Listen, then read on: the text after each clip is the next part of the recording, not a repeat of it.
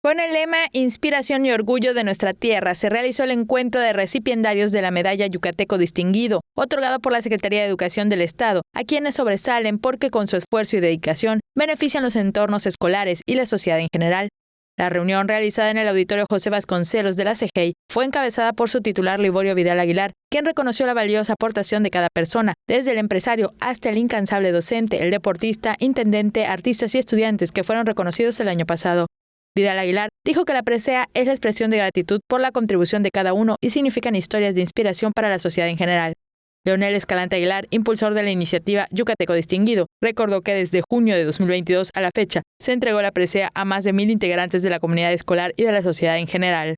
El maestro Luis Pérez Sabido, a nombre de los galardonados, dijo que es un honor recibir la distinción de una institución educativa que toma en cuenta la contribución de las personas de todos los sectores. Teleyucatán te informa.